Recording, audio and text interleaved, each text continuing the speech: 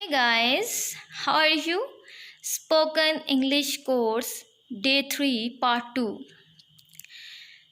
तो in previous video मैंने आपको use of is am are बताया एंड बताया कि किस तरीके से उसके सेंटेंसेस बनते हैं। तो उसी को कंटिन्यू करते हुए first of all I will tell you some words जैसा कि annoyed, worried, scared, mesmerized, disappointed.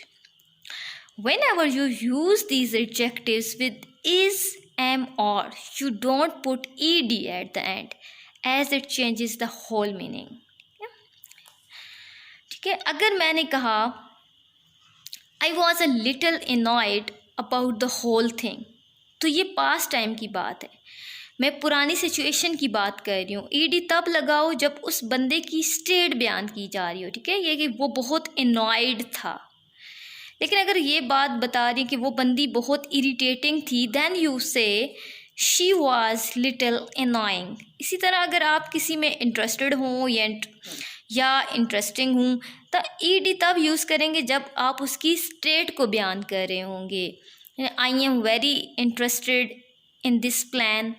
और अगर आप कहते हैं I am very much interesting, तो इसका मतलब है कि आप एज अ पर्सन बहुत इंटरेस्टिंग है। लेकिन अगर आप ऐसे नहीं बोलते, ऐसी छोटी छोटी मिस्टेक को ठीक करके आगे बढ़ना है, तो ठीक है, इन मिस्टेक्स को आप दुरुस्त कीजिए।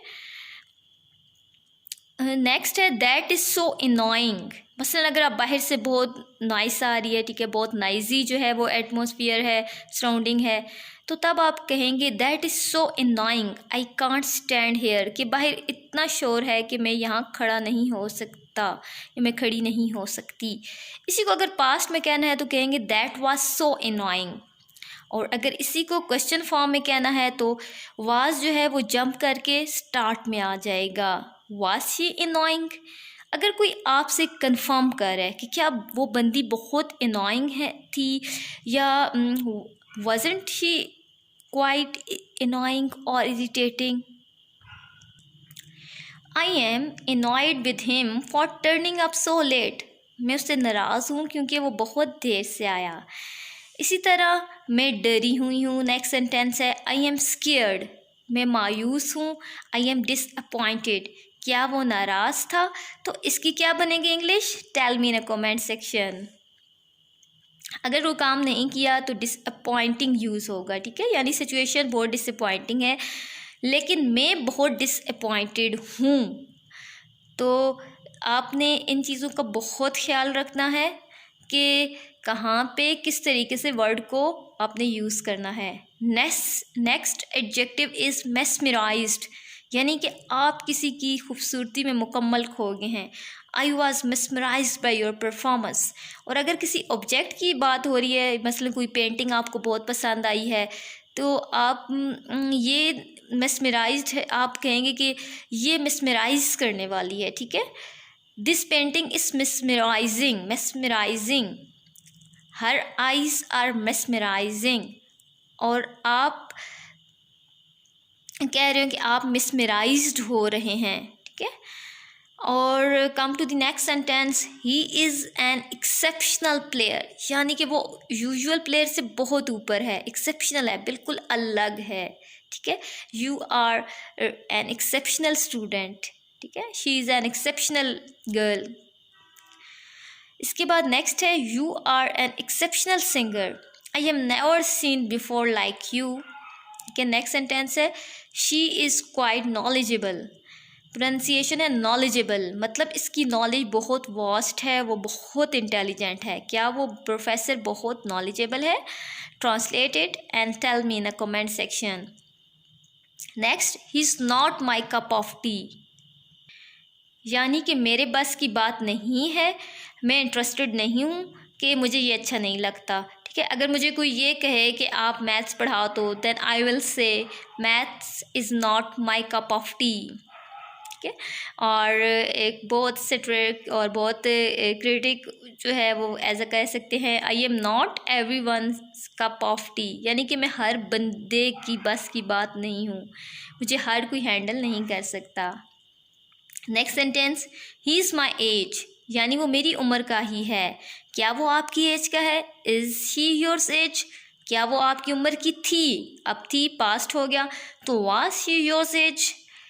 नेक्स्ट सेंटेंस है, what is wrong with you, ठीक है। और नेक्स्ट है, हाउ इज़ एवरीथिंग, मतलब सब कैसा है। वो कौन था? हु वाज ही, क्या वो आपका भाई है? तो अगर इंटेरोगेटिव होगा तो आप वाज शुरू में ले आएंगे, was he yours brother.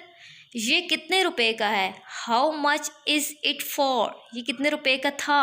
How much was it for. Next sentence, I am sorry to keep you waiting, ठीक है। ये बहुत इंपॉर्टेंट सेंटेंस है। Keep these sentences in your mind and use these sentences in your daily lives. Next, I am on my way, मैं रास्ते में हूँ। यहाँ कोई एक्शन नहीं हो रहा, बल्कि सिर्फ क्या किया जा रहा है, एक स्टेट बताई जा रही है कि मैं अपने रास्ते पर था। I was on my way. Next, she is a spendthrift and a heavy gambler. spendthrift मतलब कि बहुत खर्चा करने वाला। गैम्बलर होता है जो जुआ खेलते हैं। अब जब गैम्बलर के साथ हैवी लगा दिया है तो इससे क्या हुआ है कि लफ्ज़ की जो है वो खूबसूरती बढ़ गई है, ठीक है। इसको हम इंग्लिश में क्या कहते हैं, कोलोकेशंस, ठीक है। किसी भी वर्ड की ब्यूटी को इन्हेंस करने के लिए हम उसके साथ यूज़ करें तो। Next sentence, he is a miser, वो बहुत कंजूस है, या आप इसको ये भी कह सकते हैं ही इज़ क्लोज फिस्टेड, वो बहुत कंजूस था, ठीक है। अब यहाँ तक तो बात हुई कि मैंने आपको सारी इस एम आर का इस्तेमाल करना बताया, पास्ट वाज और वर का बताया, ठीक है। Now come to the third part of the video, how to remember vocabulary. मैंने आपसे निंजा टेक्निक के बारे में बात की थी, तो अब उसको करते हैं। मसलन अगर आपको कोई लफ्ज़ याद रखना है, ठीक है, तो उसके साथ आप क्या करेंगे, एक मेमोरी को रजिस्टर कर लेंगे, क्योंकि आपकी यादों में जो चीज़ें रहती हैं वो हमेशा आपकी याद में रहती हैं, वो कभी भी नहीं भूलेंगी। So you associate a word with a memory. So remember a time when you must have noticed that someone was spending too much money. मसलन आप कहें कि जैक बहुत स्पेंड थ्रिफ्ट है, Jack is spendthrift, he spends a lot, ठीक है। तो यहाँ से क्या हुआ कि आपके माइंड में एक मेमोरी की तरह ये चीज़ सेव हो गई। कोई ऐसा शख्स है जो पैसे खर्च नहीं करता, तो think of that situation it ever happen, ठीक है। कभी आपके साथ कुछ ऐसा हुआ, the other fellow did not spend money, you had to do it yourself, ठीक है। कभी उसने कभी पैसे नहीं खर्च किए, हमेशा आपको ही करने पड़ते हैं।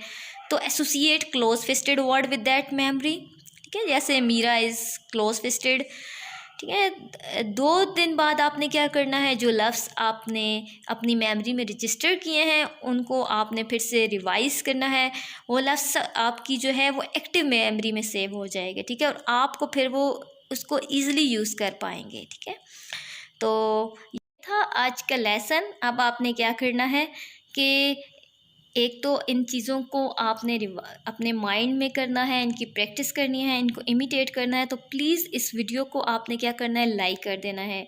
और इसके साथ आप इंग्लिश सीखना चाहते हैं तो जिस अपने फ्रेंड्स के साथ सीखना चाहते हैं तो आप मेरे चैनल को, उसके साथ मेरी वीडियोस को आप शेयर करें। और कोई फीडबैक लेना चाहते हैं तो मुझे कमेंट सेक्शन में बताएं। I will work on that. All the best. I will see you very soon.